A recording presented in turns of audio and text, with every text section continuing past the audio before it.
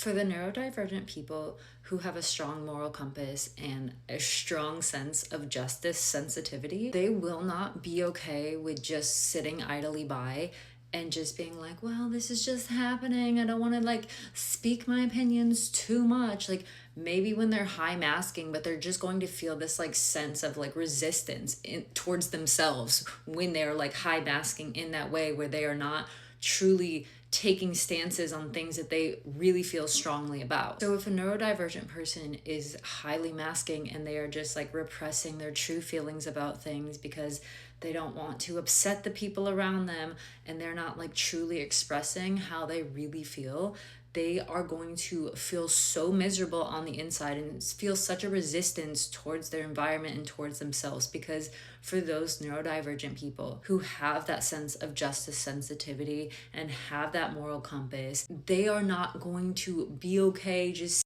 sitting idly by and being like, well, I don't want to speak out too much about my beliefs because then maybe people won't want to work with me. And they just want to be this like middle ground, like, no, we don't want to be that, because that middle ground energy is like that energy that it's like, oh, it's so people pleasy, but then it's like you're trying to please everybody, so then you end up pleasing nobody, because it's like you say this over here and you say that over there, and then it's like